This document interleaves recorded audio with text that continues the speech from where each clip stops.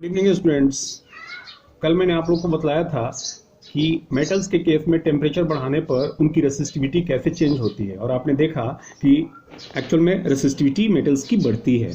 ठीक है, आज हम ये जानेंगे कि अगर हम टेम्परेचर को बढ़ाएं तो मेटल्स की रेसिस्टिविटी कितनी बढ़ती है, क्या इसके लिए कोई फॉर्मूला है, तो आज उसी को डिस्कस करने जा रहे हैं।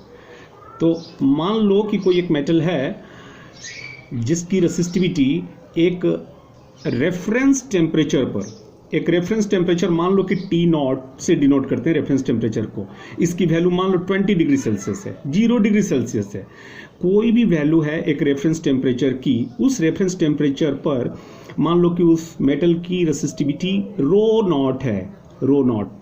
ठीक है, तो अगर इतना हमें मालूम है कि एक रेफरेंस टेम्परेचर पर एक मेटल की रेसिस्टिविटी रो नॉट है, तो और किसी गिवन टेम्परेचर पर रेसिस्टिविटी कितनी होगी वो निकालने का हमारे पास एक फॉर्मूला है। मान लो कि टी डिग्री सेल्सियस पर हम जानना चाहते हैं कि रेसिस्टिविटी कितनी होगी, तो rho T is equal to rho naught into 1 plus alpha into T minus T naught होता है।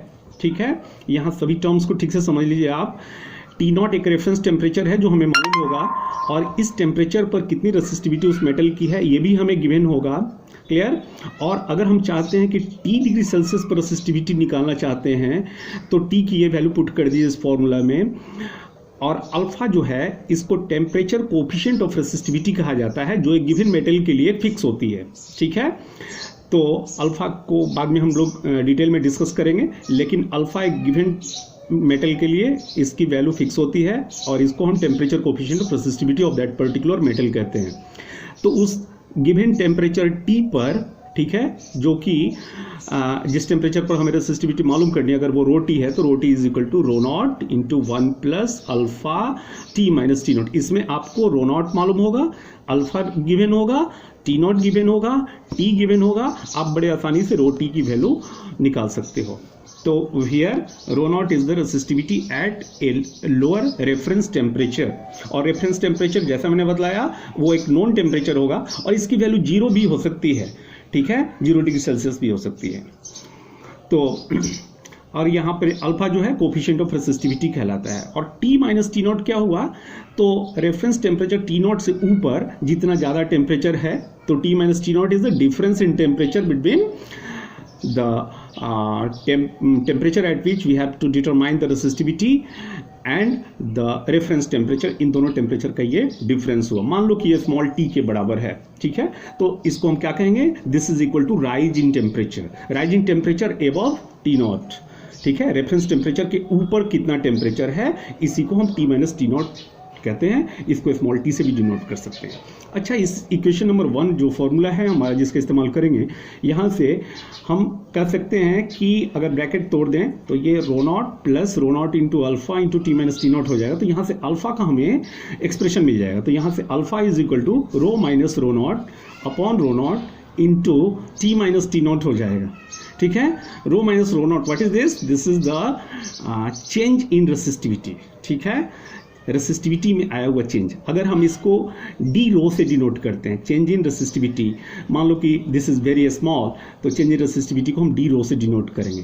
मान लो कि this is the rise in temperature जो है वो वेरी स्मॉल है, तो इसको डी टी से डिनोट करेंगे। ठीक है, और 1 अपॉन रो नॉट तो यहाँ है ही, तो अल्फा को हम ऐसे भी कर सकते हैं, this is equal to 1 upon rho naught d rho upon d T. ठीक है, तो d rho upon rho naught आ गया ये हमारे एक्सप्रेशन में।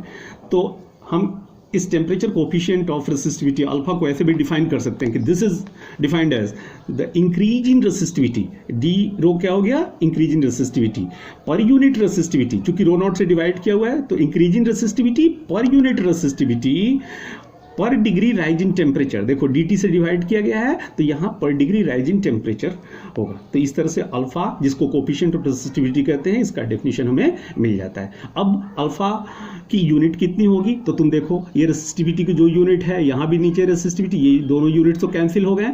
1 अपॉन टेम्परेचर की जो यूनिट होगी, तो टेम्परेचर की यूनिट डिग्री सेल्सियस, तो ये हो जाएगा पर डिग्री सेल्सियस। तो यूनिट ऑफ रेसिस्टिविटी जो होगी ये पर डिग्री राइज इन टेम्परेचर, तो यूनिट क्या हो गया, पर डिग्री सेल्सियस इसकी यूनिट हो गई।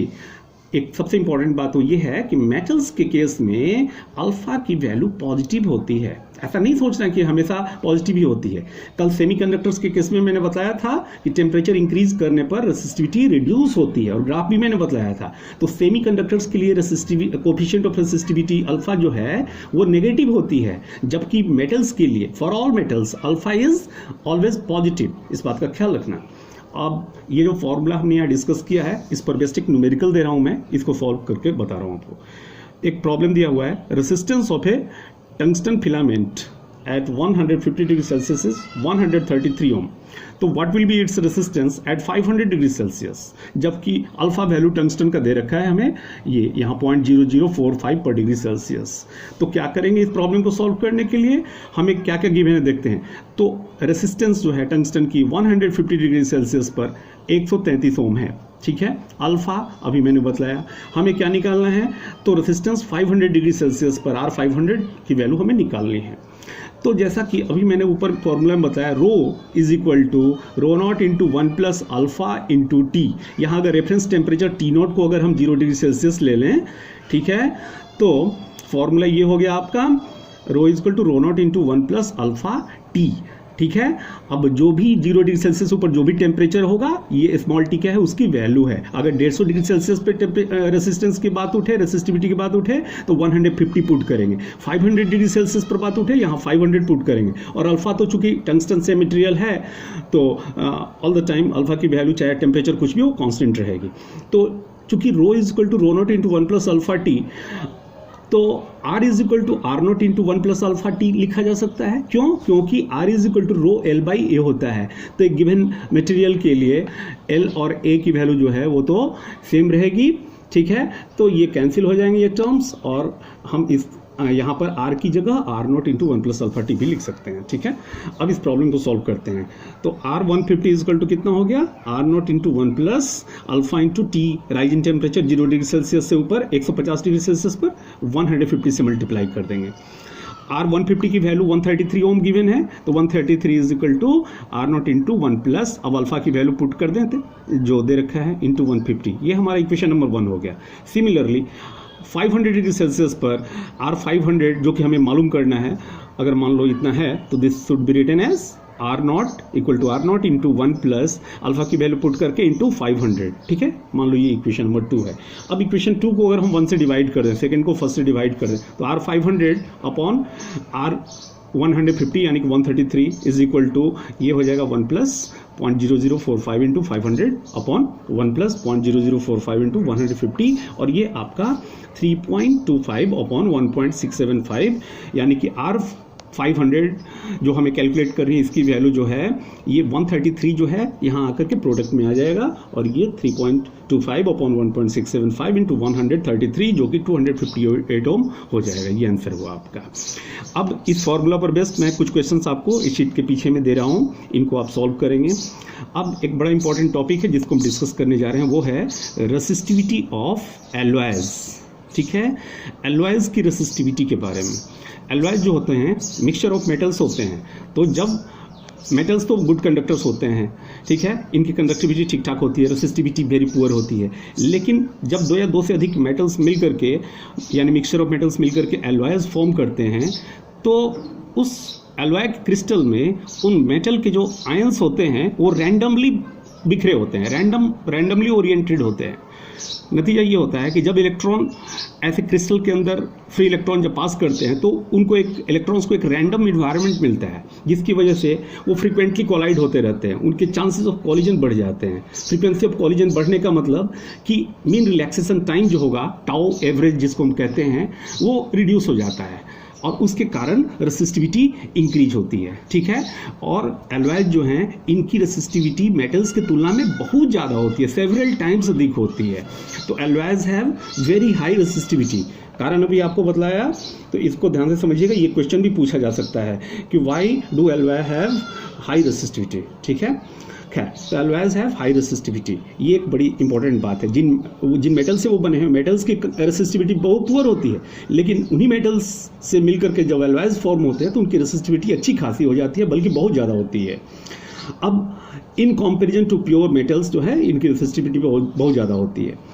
दूसरी बात कि एलॉयज की जो रेसिस्टिविटी है that have very weak temperature dependence, वो टेम्परेचर से बहुत मामूली रूप से प्रभावित होती है, यानी कि टेम्परेचर को कम ज़्यादा करने से एलॉयज की रेसिस्टिविटी में मामूली चेंज आता है, जबकि मेटल्स की रेसिस्टिविटी जो है टेम्परेचर वेरिएशन से बहुत ज़्यादा तेज़ी से फ्लक्चुएट होता है। बट एलॉयज जो हैं वो उन पर टेम्परेचर, उनकी रेसिस्टिविटी पर टेम्परेचर के घटने बढ़ने का कम प्रभाव पड़ता है, बहुत नाम मात्र का प्रभाव पड़ता है।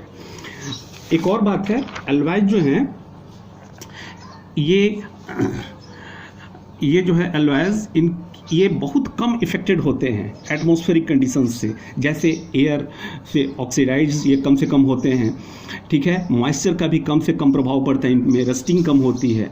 और ये सब कारण हैं, ये 2-3 कारण, एक एलॉयज की हाई रेसिस्टिविटी का होना, इनका वीक टेम्परेचर डिपेंडेंस होना इनकी वैल्यू का, तीसरा इनका कम से कम ऑक्सीडाइज होना और इन्वायरमेंटल इफेक्ट जैसे मॉइस्चर वगैरह का इन पर इम्पैक्ट जो है वो कम से कम होना, ये इनको बड़ा सूटेबल बनाता है एक अच्छा रेसिस्टर बनाने के लिए। इसीलिए फिजिक्स लेबोरेटरीज वगैरह में जो भी हम रेसिस्टर्स यूज़ करते हैं, स्टैंडर्ड रेसिस्टर्स जो इस्तेमाल करते हैं, जैसे नाइक्रोम हुआ, कॉन्स्टेंटिन हुआ, मैंगनीन हुआ और भी यूरेका कॉइल्स हुए, ये सब जो है आपके एलॉयज होते हैं जो एज स्टैंडर्ड रेसिस्टर्स इस्तेमाल किए जाते हैं, ठीक है।